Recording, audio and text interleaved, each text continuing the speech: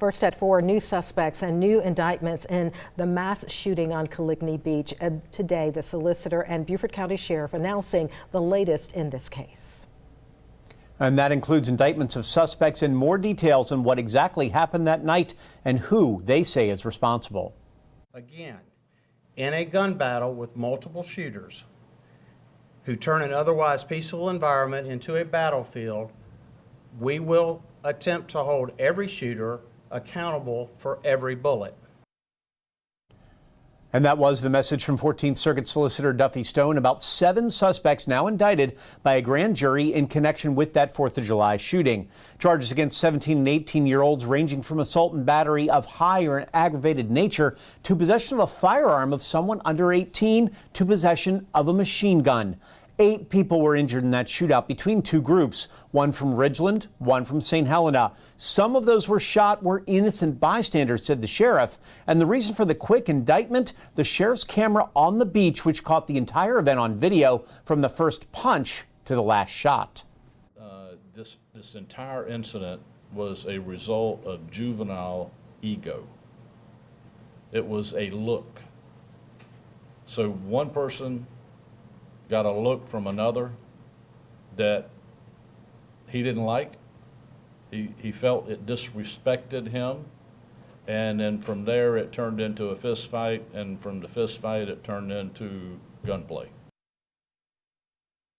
Now 4 of the suspects are set for a bond hearing Wednesday morning in Beaufort County. No matter their age, they've all been charged as adults. If convicted, some of the suspects could face sentences up to 40 years in prison.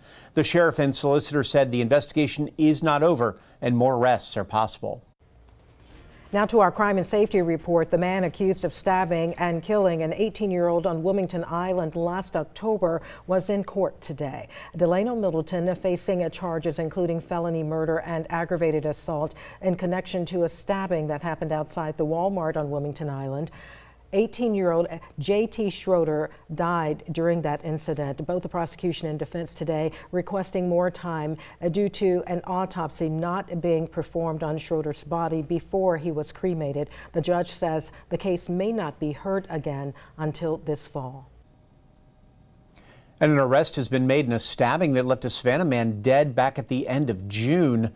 The Savannah Police Department has arrested 60-year-old Frank Scott for a stabbing on the night of June 30th. It left 34-year-old Henry Cawley dead, another woman with non-life-threatening injuries. Scott was taken to custody at the Chatham County Detention Center on July 16th, charged with murder. The investigation is still ongoing. Anyone with information asked to call Crime Stoppers at 912-234-2020.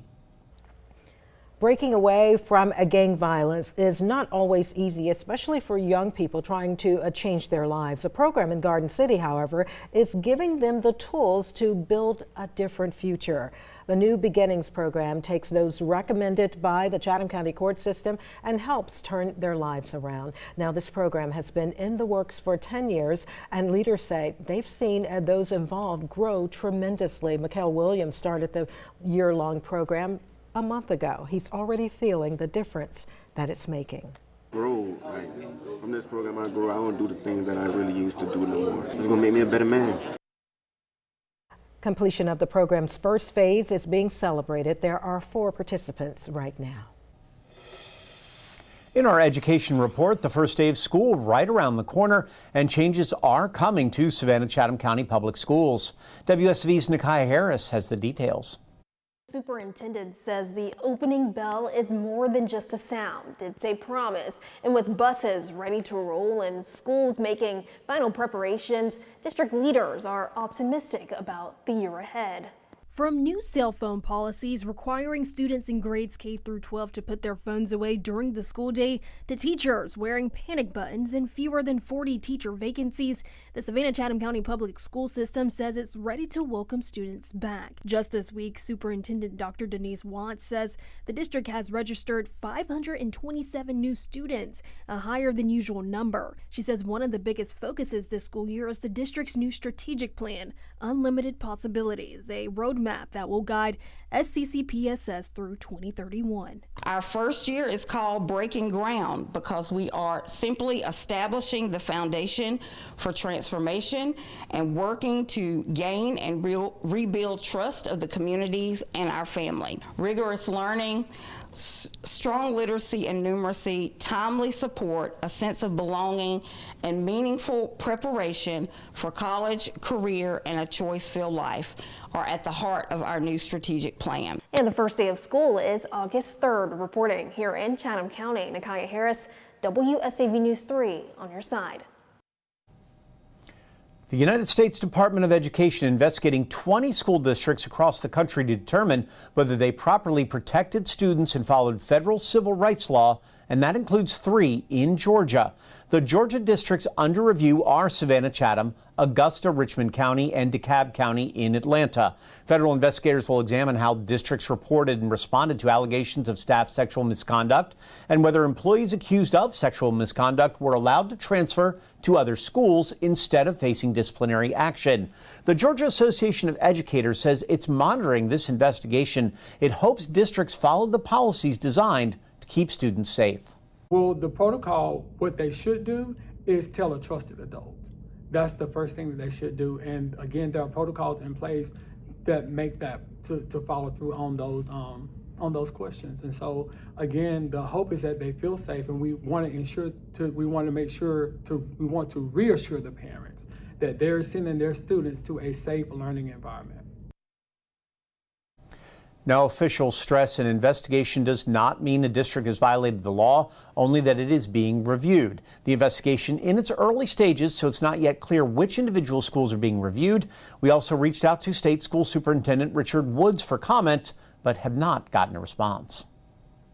Now, we also reached out to the Savannah Chatham County Public School System about the investigation yesterday. In a statement, they say they're actually aware of this investigation, adding, quote, the district intends to fully cooperate with the Office of Civil Rights. The Savannah Chatham County Public School System committed to protecting its students and treats all allegations of sexual misconduct and harassment very seriously. You can find much more detail about this investigation, including the district's full statement, on our website, WSAV.com. Now to our community report. A small gym in Springfield is doing big things. In just a few weeks, they are taking 7 young athletes to compete in the Junior Olympics in Des Moines, Iowa. Southern Bells has only been open for 8 months. Marine veteran and gym owner Melissa Devaney says that it took a lot of hard work and dedication to get her team to this point. Compete at nationals, and they take the top 10 per session, per level, age groups excluded, and there's a ton of kids, thousands at nationals, so it's a big deal to qualify. And then they'll compete a preliminary day where they'll compete every event, and then they can qualify for finals, which will be another day, and they can compete on 1 event at finals, 2 events, or all 4 events if they qualify.